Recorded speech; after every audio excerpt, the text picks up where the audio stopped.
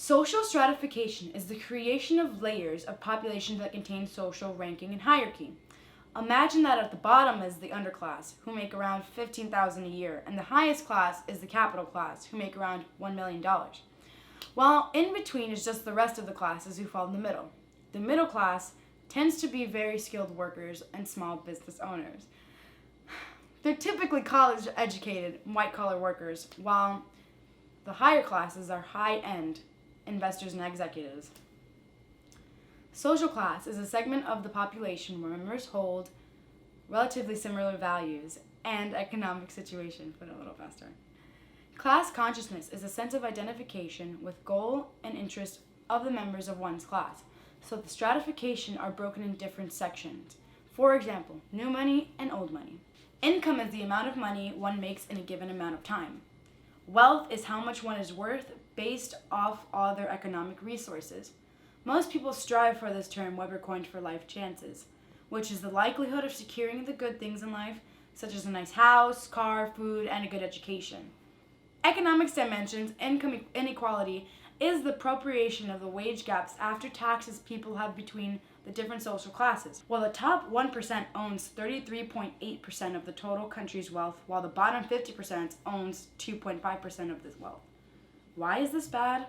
Well, because there aren't enough resources for the lower classes, which continues on a huge amount of the population. You can see poor health care, loss in leisure time, poor diets, low quality housing, and police production, which leads to a weak workforce.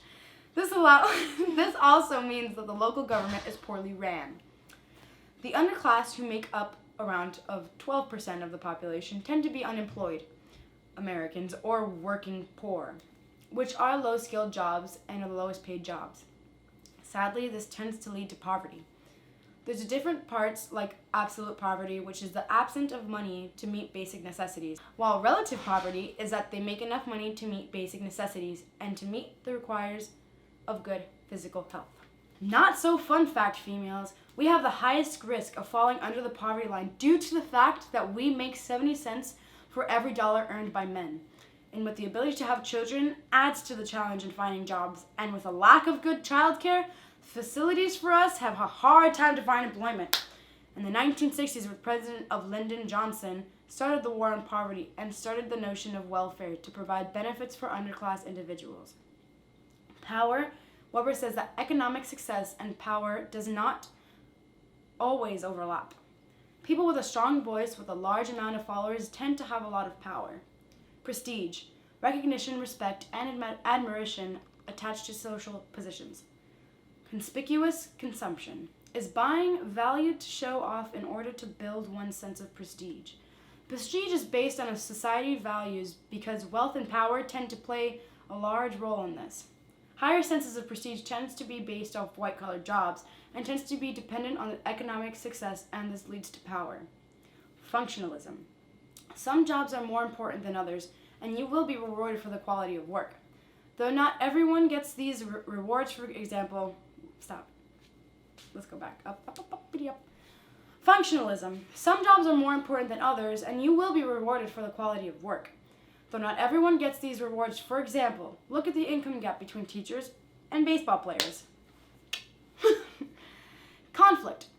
This exists to help the rich and powerful to maintain the status quo. Elites have no trouble exploiting others and holding monopoly over desirables and use their monopolies to dominate others. False consciousness is that the working class accept the elites dominating the markets. Symbolic interaction. People believe it is legitimacy due to their socialization. People at the top desire their spot because they work hard to be there and have the talents to strive. People who work hard will be rewarded with success. So the poor should be blamed, and they should be blamed themselves for being in their situation. The class consequences. A sense of identification with the goals and interests of other members of one's own social class. It's that each class gets treated differently in the eyes of law and have a huge gap in people's life experiences. Social mobility. Social mobility refers to the movement of individuals or groups within a stratification structure. Horizontal, they move jobs with the same status. Vertical, they move up in their occupation and social class. Intergenerational mobility is the upward movement in the generation, while intra-generational mobility is the movement with the individual. This becomes a problem because the social class one is born affects their adulthood, since it's hard to achieve upward mobility when you're born in the lower classes of society and grow up in a household where the parents are poorly educated. Children growing in a positive environment have a higher chance of achieving economic success. Think of it like the caste system, which is found in Indian society, where you're unable to move to the ranks because you're born into your social level. In America, anyone is able to achieve upward social mobility, but in modern day America, it's becoming harder and harder to move up the different class systems. Structural mobility is when mobility is affected by the distribution of occupation.